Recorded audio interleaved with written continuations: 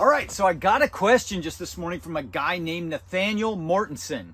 And I love these types of questions because they are about subjects I like to talk about. I mean, I love everything to do with plants, but you guys know that I am absolutely obsessed with rhododendrons. His question was, what kind of spacing do you use for rhododendrons and how do you plant them on your landscape? He just bought a whole bunch of rhododendrons and wants to get them planted, and he just wants to know, is there anything that you would do differently? How do you plant them? What's the best things that you've learned over the years in regard to getting your rhododendrons planted on your property? So I thought we would just take this morning and answer those questions out in the landscape and just show you firsthand, Nathaniel, exactly what I did, how I did it, why I did it, and the progression of the who, what, where, when, how, and why. Not one, when, how, and why, to getting to where I'm at, because I did make some, I don't want to call them mistakes, but I did do some things that I would not do again in the future and didn't do as I expanded the beds. Does all that make sense? Sometimes my words just start getting jumbled up because they all come faster in here than they do out here. Anyway, let's get out on the property and show you what I do. And things are blooming, guys. So let's show you what's going on in the rhododendron landscape. So before we go any further, I thought we'd take a stop right here and show you my propagation frame. And I'm going to pick up this lid because we are in April now. I stuck these cuttings last fall. You can see there's still water beaded up in there. I've turned off the heat. This is just a frame full of rhododendrons that we stuck last fall, and they are starting to root. And you can tell we've got new growth coming on right here. I couldn't be happier with all this. It is now time. I'm going to put a little 2x2 board along here, lay the glass back down on top of that, and then it'll always have some airflow through there through the rest of the summer. I'm going to go ahead and fertilize these guys up now. I just leave them right in the frame. Incidentally, if any of you are interested in learning exactly what I do to have the success here that I have, go check out my website. There's a link in the description, and I've got over 6 hours of video that details everything I do around here for my propagation frames and how I get this high rate of rooting success with these guys. Check this out. I was really excited to see this. I just stuck these honey butter cuttings for the first time, and we're going to go out in the landscape and show them to you in a second. But I've got some new growth coming up from this one, and I'm sure I'm going to get more. We're early on in the season. It's still really, really cool right now. So we've got a lot of things coming on. Look at this one. This is one a lot of people like. Flaming Star. Got some new growth coming up. Everything you can see. Look at this. Apricot Fantasy. Oh man, people love that Apricot Fantasy. Lots of little growth. Just starting. I leave them in the frame one more year basically. Like I said, if you guys want all the details, go to the website. Now, I know some of you are wondering, what is all of this growing on the back of the box? And all I can tell you is, I don't know. It's some type of mold. I've never had it before on my frames, especially since I use treated lumber. But it's been here since last fall. I've had it on here all winter, and it hasn't been a problem. So, I don't know. It's just growing there. It likes the wood, and it wanted to grow there. So, there you go. I don't know what to say. It is what it is. So Nathaniel, I thought we would start right here in the middle of all my rhododendron beds. So the way I planted these things in the very beginning was I was just collecting rhododendrons. I didn't have a clue what I was doing other than pictures I would see in magazines and different botanical gardens, but I decided that I just wanted my entire landscape up front flooded with rhododendrons. Now in the beginning, and I'm going to take you over here in a second, show you this, the bed behind me, I think you can see it in the camera there with that red Taurus, that bed was the first bed I started with. And I had, I think about maybe 12 rhododendrons max in that bed. And I originally started out thinking what I was gonna do with that landscape bed was use it as like a nursing bed, like plant rhododendron varieties. And I had the best soil in there.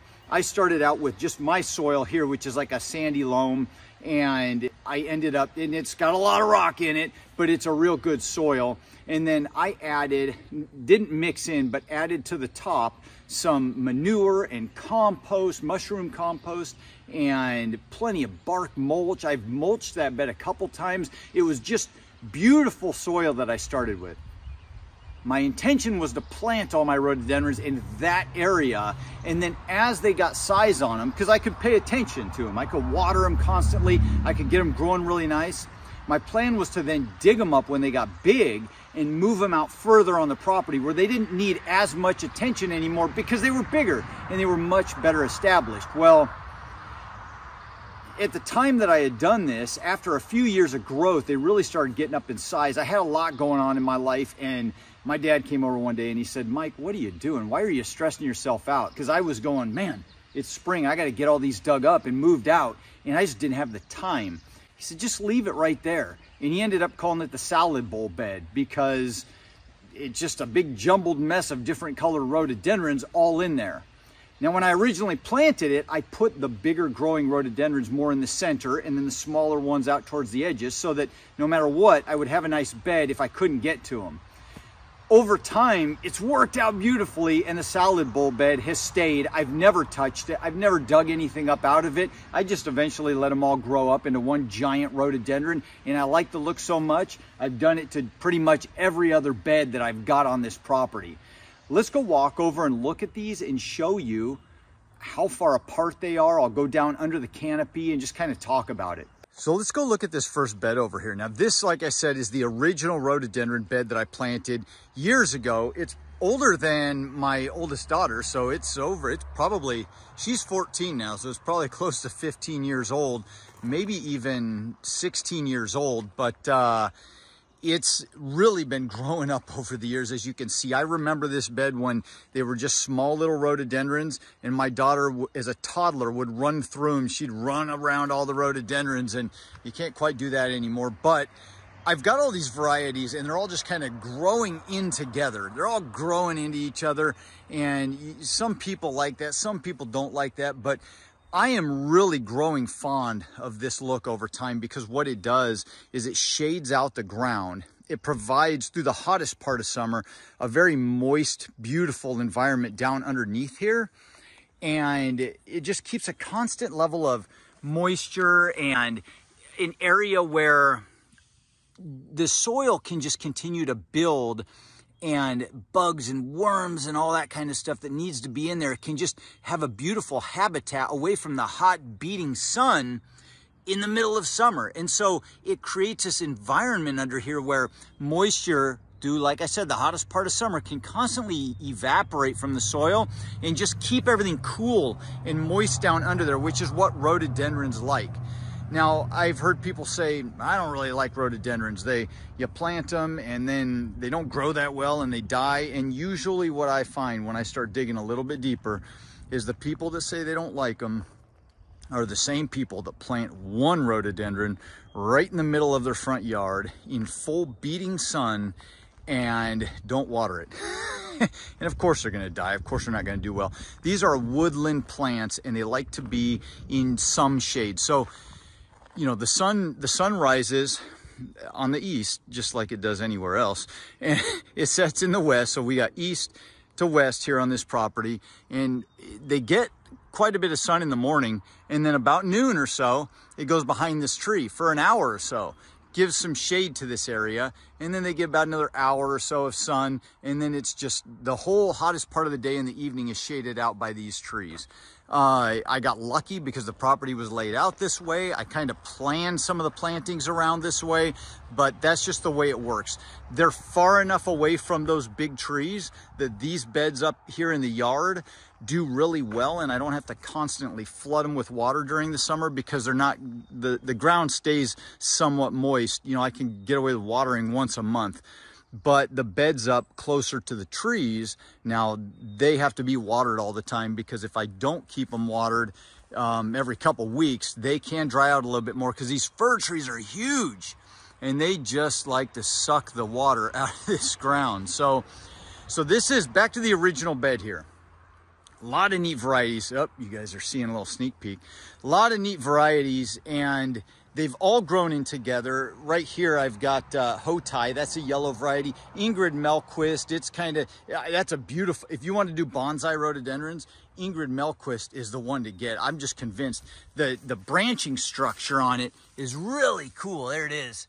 A lot of rhododendrons have really cool branching structures, and I like that one if you were going to do bonsai. Ingrid Melquist, but pretty flower, really neat lower growing shrub. And then we've got this massive Anakrushki, purple flowers, gets big, it's starting to take over everything around it. What do we have? Tiana here. It didn't start out being one of the best growers, but over time, it's been in this bed a long time. It's getting established well, and it's really starting to do well. I could prune it some and just get it to fill in some areas, but yeah, that's just kind of how I've planted this thing. We've got some hosta coming down. I want to fill all these borders in with hosta eventually, and you can see I've got some hosta coming up right here, got some over here. Ultimately, right now with what I've got planted, all this area will be filled in with hosta by midsummer, but really nice companion plant to these, and it also holds more moisture down at the ground and keeps things moist and humid. So that really helps out with the rhododendrons. But let's get down in here and show you exactly the spacing that I used on this bed. So right here between these two plants is about 4 foot, and that's kind of what I did throughout. About 4 foot spacing, and they're all kind of spaced about the same, but I planted the bigger varieties more in the center, or, you know, in ways that you wouldn't lose the small varieties. I didn't plant anything short in the center because I didn't want to completely lose them. But it's grown up nice over time. I really like the way these guys have looked over time. Back out here looking at the outside of this, and you can see with that 4 foot spacing, they are crowding each other out in this bed. But like my dad said years ago, it's turned into kind of a salad bowl. You've got different times of the spring, you've got different colors. So this is just a beautiful yellow Capistrano. Is the name of that one. Then we've got Apricot Fantasy, a beautiful peachy kind of color. And then up here, up top, we got buds starting to swell. That one is Phyllis Corn, and it'll be a white with a very slight hint of yellow. Later on in the season, in another month and a half, we've got Vulcan, and it turns just a bright red, almost like the Taurus up there. Smaller flowers, but you just get this mixture of colors and things coming in and going out, and I really like how we did that here. All right, so that's just the first bed right there. This was the next one we planted over here. This is actually 2 beds here, but this was the next one we planted, and some of these I got at some big box nurseries. There's a boar salt way in the back. That's an old time tried and true. You can find them in Lowe's, Home Depot, that kind of thing. Really nice hedging kind of plant if you want to just fill in a space. This is Mrs. Furnival, beautiful. You got to probably look harder to find that one. Anna Rose Whitney, you can find that in a lot of nurseries. Winsome, just a massive hedge. It just blocks everything out. Gets large over time, but stays a little bit lower, but you can see how full and thick it is. It's a pretty aggressive rhododendron. The flowers are just like a, I don't know, like a fluorescent pink. It almost looks gaudy in that spot, but there it is for all of mankind to see for the rest of eternity. Because I don't know if I'm going to dig that thing up. This one I don't care for as much. The flower is beautiful, but the plant grows kind of funky, and you'll find that with some rhododendrons. And I'll remember the name in a minute, but for some reason, maybe because I'm not as interested in that plant, I always forget the name initially, but it's a purple flower. It looks like grandma's hat, but it's not grandma's hat. I don't like the growth habit. It grows real lanky and funky and starts bending over a lot. So it needs a lot of pruning, but then when you prune, you lose a lot of flowers. So it's one of those that you got to work with for a long time. I think if I come back and I cut this thing down all the way to here, I would do a lot better. It would come back fuller, and then I just have to constantly keep pruning back to get it more full. But there's that one. This is a newer one, Pico Bello, that we bought and planted. Found that at Whitney's Garden up north of Shelton, Washington. Nova Zembla, nice variety. Actually, that's Supernova. That's an offshoot of Nova Zembla. Just anyway, sit here and go through these names all day long, but you can see kind of how I planted all these here. Once again, about 4 foot spacing on all these. Tried to keep the bigger ones in the back. That's the back side of that boar salt. Really big, full plant, probably, I don't know, 8 to 9 foot there at the top. Same thing with the Anna Rose Whitney. It's more full in the front where the sun is, a little bit lanky in the back. But if you want to hedge, you plant all these guys, you could plant them 2 foot apart and they'll just fill in real thick. So this was the next bed that we did, and I specifically bought a lot of smaller, lower growing varieties that had really neat, interesting pastel type colors. There's some solid reds and yellows and things like that. There's some pinks in there, but as the season comes on, we've got some really neat pastel, whitish pink kind of colors, and there's a real light pink in there. Anyway, it's a really nice bed, and I planted this one as smaller, lower growing rhododendrons on purpose. Now, just so you're aware of this, if you go to a nursery and it says on the rhododendron tag, the height, what they're usually referring to 99% of the time is within 10 years. So like an Anna Rose Whitney, if I go by the nursery, the tag will say 6 foot max height. Well, that's in 10 years, because I've seen Anna Rose Whitneys that are up 15 foot high. In some of these rhododendrons, I'm sure you guys have seen pictures circulating around the internet. There's a picture of this little old lady in her 90s, or maybe she's over 100, and she's standing there with a walker next to a rhododendron she planted 50 years or 70 years earlier, and the rhododendron is like 30 or 40 feet tall. I've been to nurseries around here where, and I'm talking like botanical gardens, things like that, where the rhododendrons were planted 50, 60, 70 years ago, and some of them are 30 foot tall. So keep that in mind. Don't plant them right next to your house. They will get big, and they'll get bigger than 6 feet, even though the tag says 6 feet. What they're talking about is within 10 years. So they like shade, not deep shade, but they like mostly shade in the second half of the day where the sun can go down and they can just be a little bit cooler and not have the sun beating on them. They will take deeper shade and they will take more sun, and some varieties do better in shade and some do better in sun. So what I wouldn't do with rhododendrons though is plant them in full beating sun all day long. They just won't do as well. But if that is the only spot that you've got and you can't do anything else, the best thing that you can do for them is to protect them by mulching really deep. Put a 6-inch layer of mulch around those plants, several feet out from the trunk. Just don't completely have that mulch going right up to the trunk because you don't want it to rot, but you want to mulch real deep and you want to water well and keep that going for the first few years through the summer until it gets really well established. I have seen rhododendrons growing in full sun and looking absolutely beautiful, but it takes some effort and work. Now, let's talk about soil for a second, and then we'll walk around and look at some of these flowers because I got some neat blooms on the other side.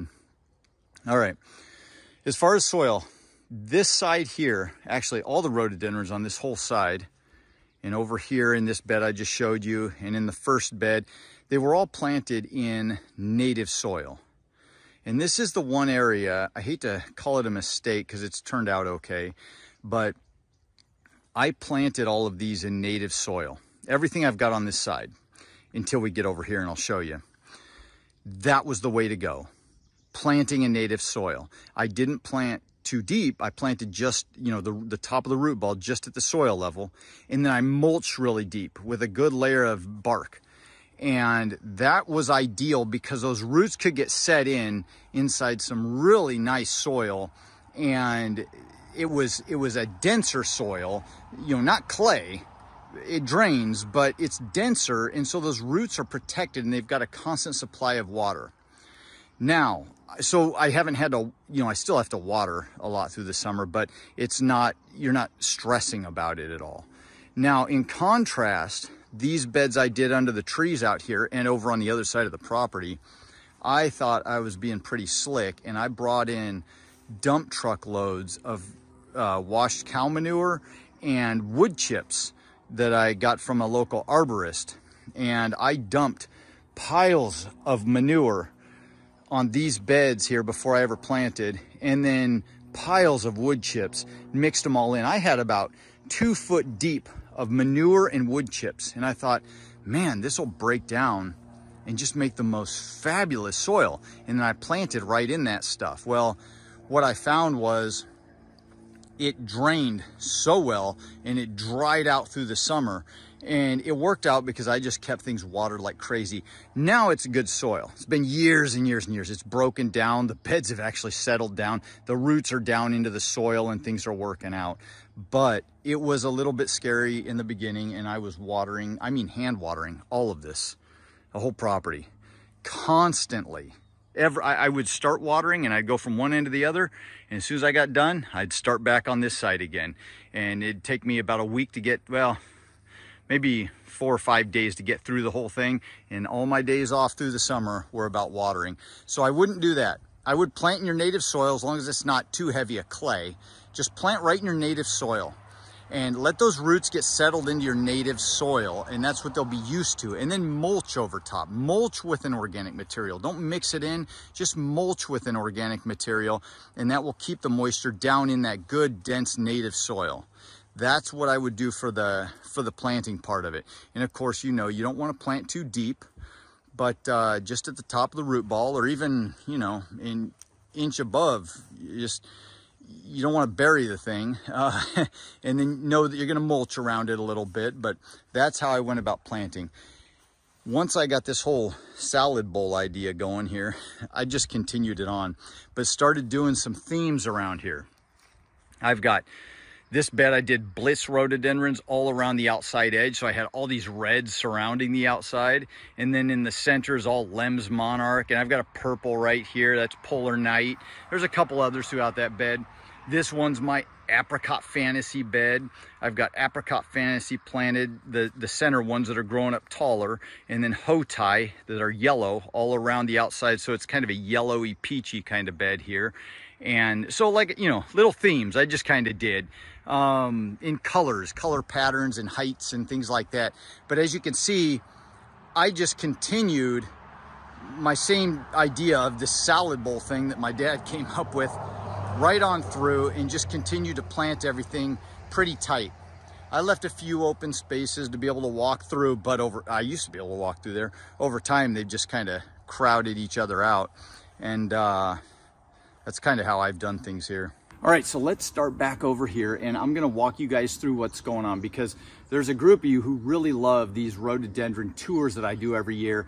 And I thought this year, let's just start early and show you what's going on. It's been a really long, cool, and wet spring. And in the last week or so, we just got a lot of heat and a lot of sun. And so everything was kind of delayed early on. And now everything's just exploding. So I'm getting a lot of flowers coming in at the same time that don't always come in at the same time. And so it's kind of neat. Anyway, we better start doing these tours now so you can see it all, because I think it's going to start coming on quicker and quicker. All right, so here's the first bed. Obviously, we've got our Elizabeth rhododendron, and the blooms are just coming on strong, very floriferous. Is that a word, floriferous? Anyway, it's just full of blooms, and it gets loaded down. Now, last year it was loaded down even more. It was covered in red. You almost couldn't even see the green. And I find with rhododendrons, every other year is a heavy year, and then the years in between are lighter years, but either way, you get beautiful blooms every year. And then we've got our April Glow up above that, a tried and true rhododendron. That's been blooming for a couple weeks now, that pink. And it's actually getting kind of towards the end of its bloom. I'll start seeing some petals here falling soon. The white is Teddy Bear. It's past the halfway point in the bloom cycle. Really neat rhododendron. People like this one a lot because of the fuzzy undamentum. You can see how fuzzy underneath that leaf is, and they're all brown. Here, we'll try to give you a look of that. Isn't that cool? Teddy bear. And it's got these beautiful white flowers. They start out kind of pink. In fact, I'll show you. It's kind of getting, like I said, past the halfway point here, but neat rhododendron. We've got top banana up here. Let's walk over to that one. Actually, we got jackwheel coming in, and we've got fire rim. Fire rim is a pretty one. I showed you ring of fire before, but this is fire rim, and it's starting to come in now. You've got big buds swelling, and that's one thing I really enjoy about the rhododendrons. All these buds just start swelling and getting massive before they bloom. And from a distance, they look really cool in the landscape. Some of the varieties have bigger buds, some of them have smaller buds, but they're all just beautiful together. Jackwheel, it's a neat variety here. Just a real compact kind of plant. I like the kind of the dual color when you get the buds being dark pink and then the light pink of the flower. And actually you can see the outside of it is a deeper pink and the inside's more of a white. So it just gives this cool contrast, you know, to the plant overall. Another Elizabeth, really like that variety. Got a bunch of them. Top Banana, smaller flower, but it's a yellow and it's a pretty yellow. A lot of people like that one when they see it. I'll show you this guy up close. Just starting to blow up there. And there's one fully open. Top Banana. The only thing, and I've said this in other tour videos, the only thing I don't care for as much with the Top Banana is when it gets towards the end of the bloom. There's a lot of rhododendrons that the petals just start falling. Just the color they are. Like they get to the end and the petals fall. And they're the same color. Top Banana's not like that. And some varieties are not. The petals will start getting brown spots and getting a little ugly, and then they fall. I don't care for that trait as much, but it's such a gorgeous plant when it's in bloom that I keep it here. I mean, you know, overall it's a beautiful plant, but that's one little trait I don't like as much about that one. But I mean, I'm splitting hairs now because it's a nice plant. Lots to come in still, lots to go. I won't even go into all these plants yet because they're not blooming, but we'll come back to them for other little bits later. Another Taurus. Those reds are just nice. They just, from a distance, they just pop in the landscape. And it's an early one, so it's like, welcome to spring, Mike. There's another Taurus back in there. Big, beautiful blooms. You guys want to get up close to that one? Up close and personal. Check that out. And these blooms are big. This is a baby of that mother over there that I'm always showing you. Look at that. How big those blooms are. Here it is with my hand as a comparison. I mean, they're massive blooms. Things the size of my head. They turn into big plants too, but I just love from a distance in the spring because it's early on. It's still cool and rainy a lot this time of year. And all of a sudden you get this color, just this red color, just popping throughout the landscape. And like I said, it's just like, welcome to spring, Mike, here we come. We've got Nike coming in over here. This is one a lot of people like. It takes a long time for these species rhododendrons to bloom. This is a species, it's called Macabianum. Big leaves, love this big leaf variety. Real nice stout plant. It's kind of fuzzy on the leaf underneath. Nice stout plant. It had a flower last year and then we got some late frost and it killed it before I could see the flower very well. A little bloom came out of it, but nothing spectacular. So I'm hoping to see this thing bloom at some point in my life. But a lot of times a species can take 10 to 15 years to bloom. And I've had this one for maybe, I don't know, 8 to 10 years. So we're getting close. That might be a bloom, in fact, this year. It's always hard to tell, but yeah, it's a really neat variety. Nike's starting to come in. I've got like 4 of them planted in one spot right here. That's a yellow variety. You can see they're just starting, those buds are going. If you guys are wondering what this is something I'm fighting right now. Lacebug. It's just a destructive little sucker. And in the Pacific Northwest, we've been dealing with this at rhododendron nurseries lately. The last 5 years or so, it's this bug that gets on there and just sucks the life out of these leaves. And it only affects some rhododendrons. And from what I've noticed, it's the lighter color, the yellows and the pale peachy ones that it's affecting. Not all of them, but some of them. And so the answer so far that I found, well, they say that spraying them, but I can't spray my entire property. I got too many rhododendrons. So I actually bought 6 packages of ladybugs mixed with lace wings. Lace bugs are the problem. Lace wings eat the lace bugs. So I'm trying some, just some natural methods here. My daughters and I released them all over the property. So I'm hoping that solves some of the problem or at least helps get it under control. But rhododendrons, Nike is one of them that is affected by it for some reason, for whatever reason. You can see like Macabianum doesn't even skip a beat. It's not even bothering it. Yeah, most of them it's not bothering. But it's around, something I'm dealing with. Odie Wright. I show you guys this every year. This Odie Wright, look at the buds. Look at the size of those buds, man. I mean, they're huge and they're beautiful. The color changes. You got like purples down below, turn into a real light color. And they just look cool in the landscape. They just look really cool. Anyway, that's a beautiful variety. Wait till that one blooms. I'm gonna have to come out and do another little tour here in a week or two, whenever more's blooming. Another fire rim, big buds starting to form. A lot of this hasn't done anything yet over here. This is later stuff, but we got North, orangey kind of rhododendron coming in.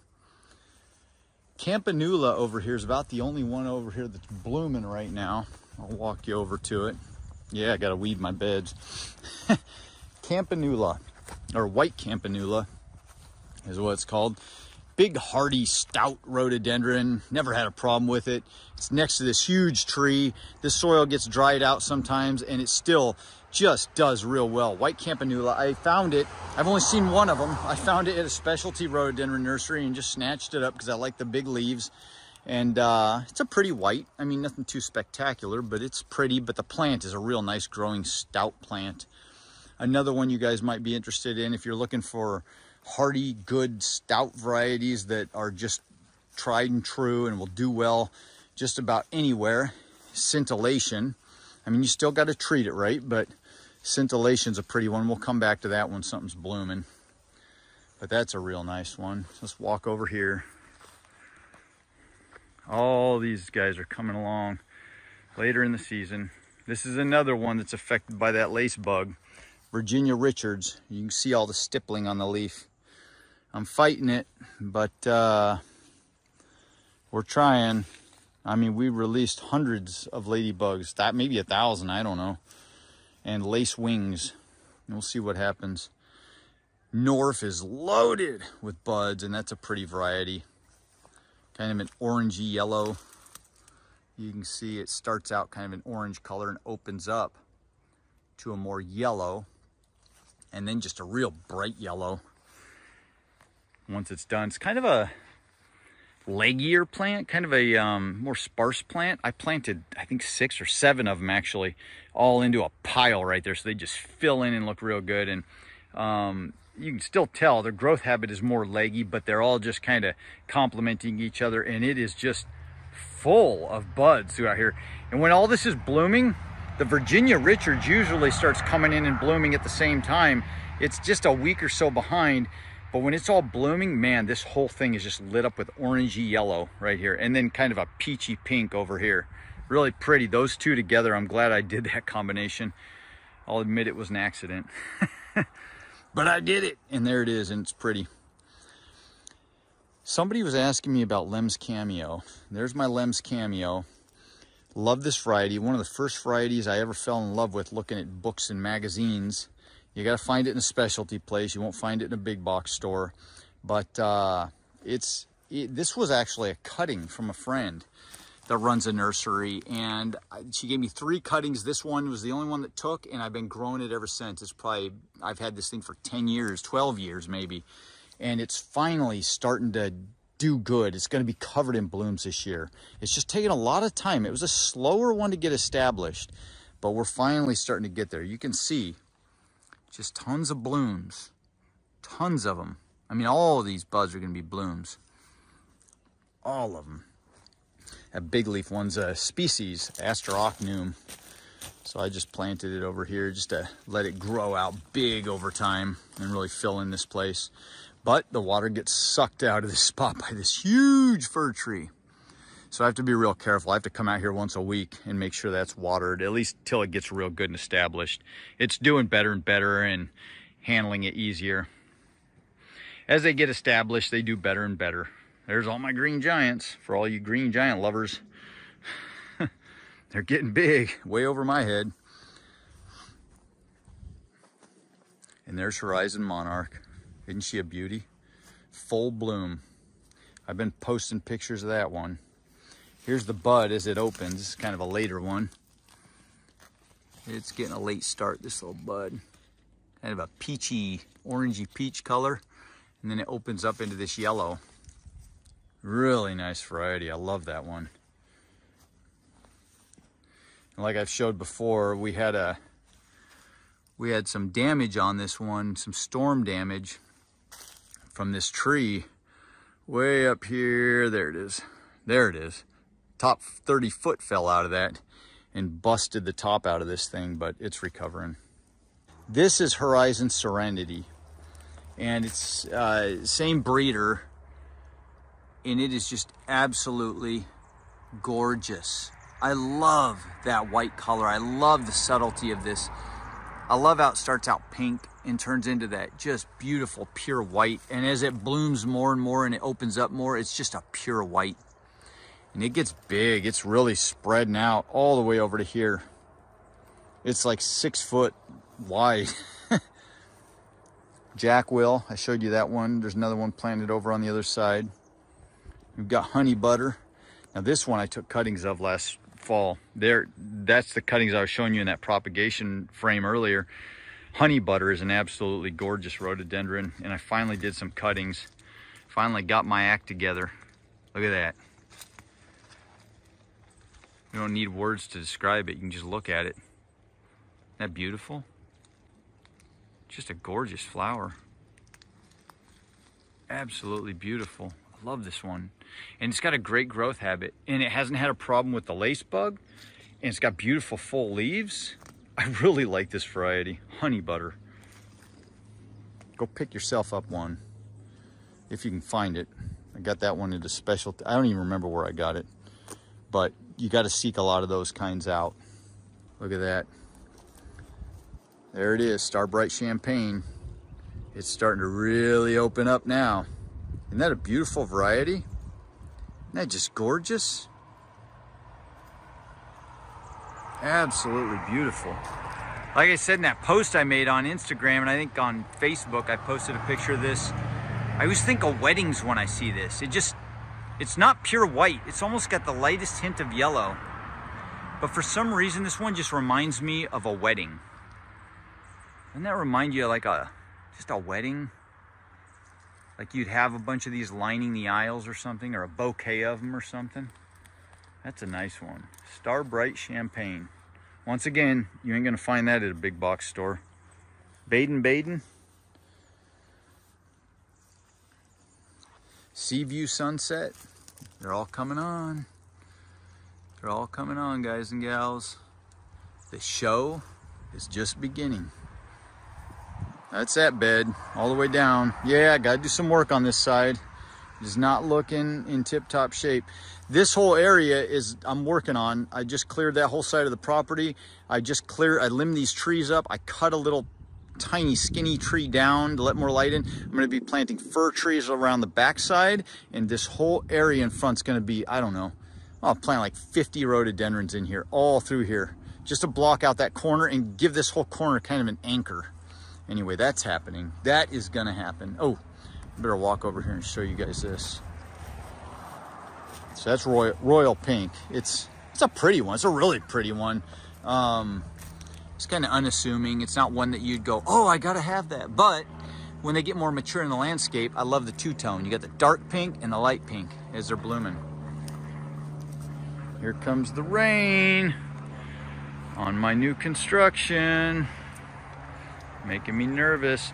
Mundai, M-U-N-D-A-I is how it's spelled. And I have tried with this variety for years now. I had it planted in a different spot. I moved it here. It never looks good. The flowers are pretty. I hate the plant. I might have to get that thing out of here. It's just never done good. I fertilized it. I've mulched it. It just doesn't have a good growth habit. So anyway, and it's massively affected by that lacebug, and that might be part of the problem. I might get that one out of here. Cloudburst. This is usually one of the earlier blooming varieties before a lot of these other ones that I'm showing you, but it's been such a cool spring. It's like pushing everything back, so it's all happening at once. Cloudburst. A lot of people really like that one. Healthy. You can see all the nice new shoots coming up all throughout there. Real healthy plant there. It's a taller, more sparse plant, but it's got a real pretty flower on it. Real pretty flower. Let's walk around over here. It's like tropical evergreen place over here. Oh, there's nothing else. Oh, actually, I gotta show you one more thing. There's nothing else blooming over on this side except for the Augustinii. Maybe we'll show you that too. You guys want to see what's blooming, so I might as well show you. Right here, Podophyllum. I love this rhododendron. I just got to show you that. The new growth is coming up. I love those, just those big, round, healthy looking leaves. I can't wait till that thing gets massive, and it will over time. Here's Augustinii. It's one of those years where it's not blooming as much, but in the years like last year it did. It's just loaded with a bluish, slightly purple tint flower. And they're like, when this thing's loaded down, it's like electric blue. I mean electric blue. The whole plant. Okay. Weeds, weeds, and more weeds. That's what life is all about, right? We were put on this earth for a purpose. All right. Let's get over here. You guys are looking at that house. Quit looking at that house. You're not supposed to see that part of the video yet. For crying out loud. All right. Here we are. Check this out. We got some blooms over here. Many moons. Isn't she pretty? Really beautiful yellow.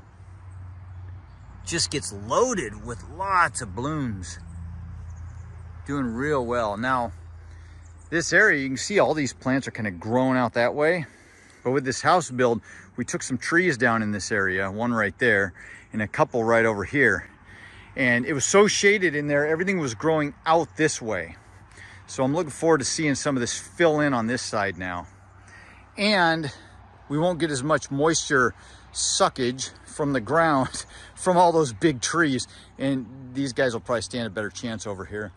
When Darren backfilled, he's got this raised up a good foot, 14 inches or so above the soil level, which is what we wanted, but I need to come back and fill all that in with bark and just kind of make everything the same level.